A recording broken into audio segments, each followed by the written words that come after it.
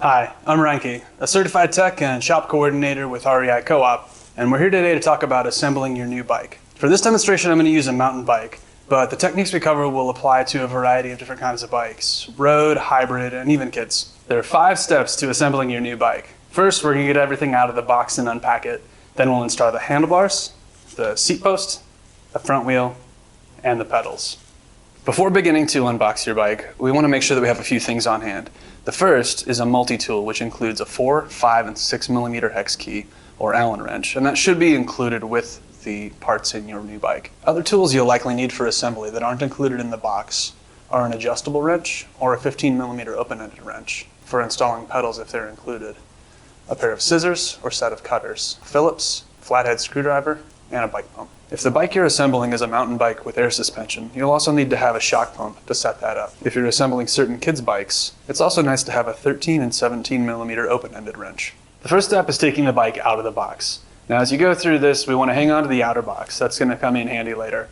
There should also be a smaller parts box inside the larger box. That's going to contain things like your multi-tool, your pedals if they're included, and any installation manuals required. Now that you've removed both the bike and the small parts box, go ahead and remove all the foam and packaging from the bike. Be careful not to cut the cables, and make sure you check the bottom of the bike box to ensure we haven't left anything behind. We'll remove the plastic protectors from the wheel.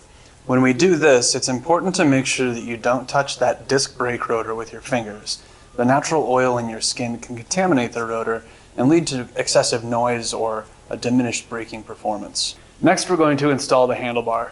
To make it a little bit easier and help balance the bike, you can put the fork over the box like this. We want to make sure that we've got all the cables untangled and that they're free to travel between the levers and the components they attach to. We also want to make sure that we've got the stem and fork oriented in the right direction. The stem is going to face forward away from the rider, and we want to make sure that the disc brake calipers are in the back of the fork. If you've got rim brake calipers, then they would be positioned in front of the fork. We're going to identify the stem, the faceplate, and the faceplate bolts. Loosen these and take them off, and then install the handlebar. Be aware that this stem faceplate might be inside the small parts box. As you're taking these off, it's really important to make sure that they don't get loose and roll away. Now we'll insert the handlebar into the stem. There's a center mark on each set of handlebars that'll give us a rough guide for where we want to start. We'll put the faceplate over, and we'll start each screw by hand to make sure that we don't get anything cross-threaded. If you're feeling a lot of resistance, or if the screw really doesn't want to go in, you may need to stop, just back it out a little bit and try again. Once they've gone in by a few threads, we can come back with our tool and start to snug things down. We don't want to go all the way tight right now because we still have some adjustment to do on the handlebar to make sure that it's centered and angled correctly. If you're feeling a lot of resistance in the screws, it might be the case that you've got them cross-threaded. Again, just stop, back them out, and try again. Now we've got the faceplate attached, but the bars are still loose enough that we can move them back and forth and rotate them up and down to get our final adjustment position. While we're riding the bike, we want the handlebars angled down at about a 45-degree angle, or whatever feels comfortable to your hands. Once we're there, we're going to check in the window of that stem for those marks that'll help us make sure we've got that handlebar centered. And then we can start to snug the bolts down. So we're going to tighten in a kind of cross pattern to distribute that tightening force equally and keep that gap even. So with small increments, moving back and forth in an X or cross pattern, we're going to start to snug those faceplate bolts down. It's important to note that at the top and bottom of the stem faceplate, when we tighten everything down, there will be a gap. We want to make sure that that gap is equal from top to bottom. We don't need them super tight. A good rule of thumb is, as you're tightening, we just want to tighten them enough that the tool leaves a slight imprint on your palm. Again, in an X pattern, making sure that we get all 4. Small imprint, good to go. We'll make sure we get all of them. And a good way to check that we are tight enough is that we've got that imprint. Try to rotate up and down on these brake levers. Make sure that that handlebar is secure and won't move. Next step is to install the seat. There are some important notes here. On the bottom of every seat post is either painted or etched what's called a minimum insertion line. And when we install the seat post into the bike, that line has to be below the top of the tube that the seat goes into. So we're going to open the seat collar lever. If your seat post collar doesn't have a lever, it may open by tool.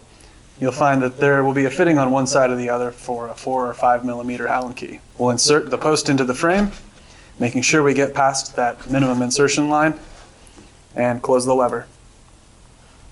It's tight enough when we've got a small imprint on the palm of our hand. Now we've got the C-post installed, it's time to move on to the front wheel. To make this easier, we're going to go ahead and flip the bike over so that it's on its seat and handlebars, and that'll give us access to the underside of the bike. Your bike may be equipped with one of two front wheel attachment styles. The first is through axle, which we can identify by these larger circular shaped openings that our through axle will slide through and thread into the other side. This one is equipped with a hex key tightening system. Yours may have a lever on it, a lot like a quick release. The second is a standard quick release, which we can identify by these open C-shaped downward facing slots that allow the axle to fit through. These will be equipped with a standard quick release skewer. Now we're going to install the front wheel. To do that, let's start with getting the front wheel oriented so that the disc brake rotor is on the same side as the braking mechanism, in this case, a disc brake caliper. You may notice that there is a plastic spacer installed between the pads on the brake caliper to keep them apart. Let's go ahead and remove that. It's important not to depress either brake lever. If you do, the pads can close and we won't be able to fit the rotor in. This particular fork is equipped with a through axle. Yours may have a lever a lot like a quick release. If it does, just open that lever, unthread. In this case, we're going to insert the tool into the end and unthread it like this. Once it's free, we'll pull it back so that we can drop this wheel in. We're going to put the wheel between the legs of the fork. We'll set the rotor between the fork legs and look down from the top to make sure that that rotor is going to slide down in between the pads inside the caliper. Once we fit that rotor in between the caliper pads, we'll take a look at the ends of the axle and make sure that they fit in the dropouts on the fork and wiggle those into place. It may be a snug fit, give it a little bit of wiggle. It should drop right in. Once we're there, we should be able to slide that through axle into place. It may take a little wiggle of the front wheel and start to thread it in. Start it by hand, make sure there's no resistance and all the threads feel good. Once you're there, fit the tool in and tighten it like this. We can go ahead and tighten that down to its final position. Again, we're going to look for that light imprint on the palm of your hand. To install a front wheel equipped with a quick release skewer, we need two things. We need the wheel with all the plastic packing pieces removed, and then we need the quick release skewer, which will probably be in your small parts box. It's important to pay attention to the parts here. We've got the closing lever end, one conical spring, the quick release axle, another spring, and then a nut. To install this, we're going to unscrew the nut, remove the conical spring. Once we install that through the axle, from the other side, we're going to install the conical spring with the narrow point in, and then place the nut onto the threads and give it a few turns. To install the front wheel in the fork, we're going to take the wheel, place it in between the fork legs, and look for the ends of the axle to line up with the openings in the C-shaped dropouts. Line up both sides, and it should fall right in. If it's a snug fit or doesn't want to go right away, you can try giving the wheel a wiggle to help it fall down in, or unthread the nut at the end of the quick release, just 1 or 2 turns. We don't need it to come all the way off. We'll take the closing lever on the quick release and hold it out in line with the axle. Thread the nut on the other end in until everything's nice and snug.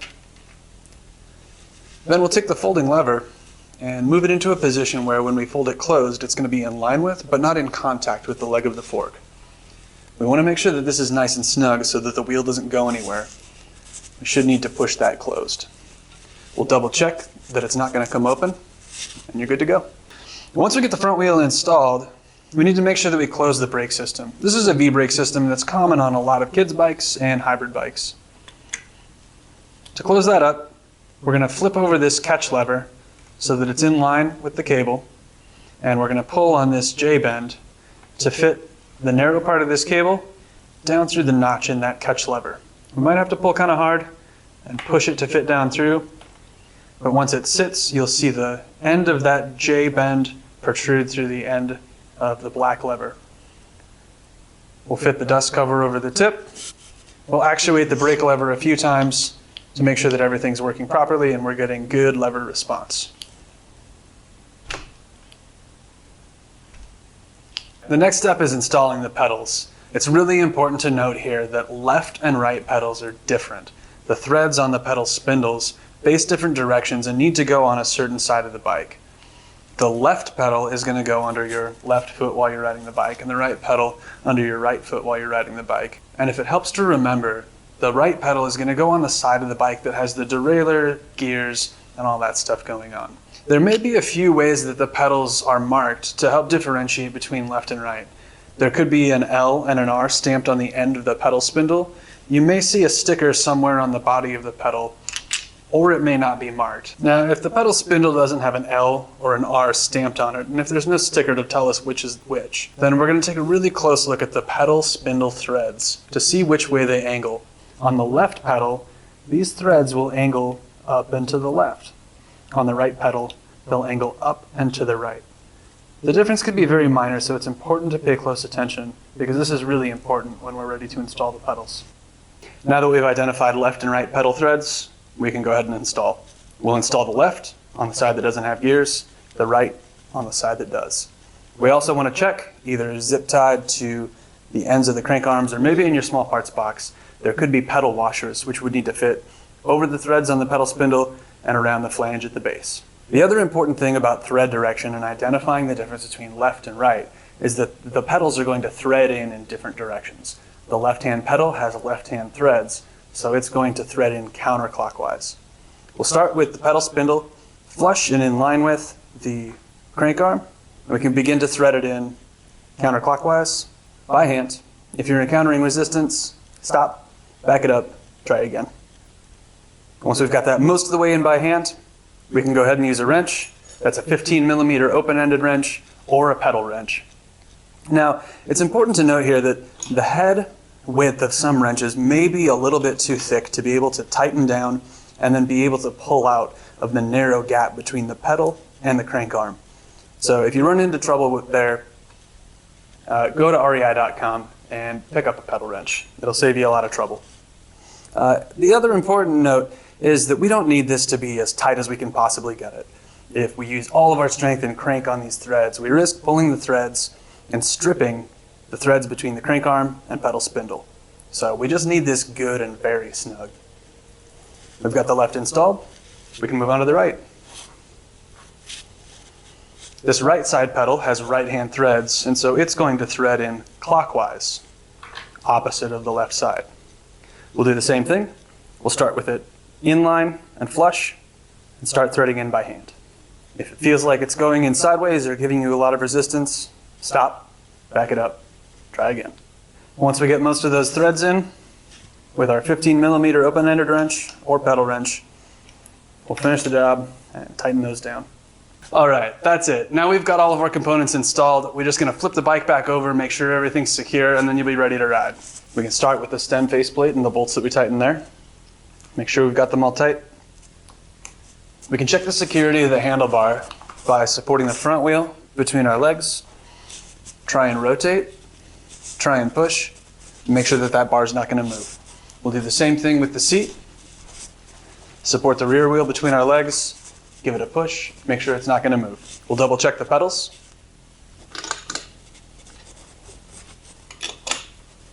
We'll make sure that the tires are inflated to the recommended pressure located on the sidewall of the tire. Whatever tool or quick release we use to attach the wheel, we're going to double check to make sure that it's secure. In this case, it's a tool, so I'm just going to go back over and make sure everything's tight. If it's a quick release, you just want to check the closing and release levers to make sure that they won't come open easily. We'll double check the brakes for lever feel and for function. And you're ready to ride. If you had any trouble with the steps in this process, feel free to reach out to us at cyclinghelp@rei.com.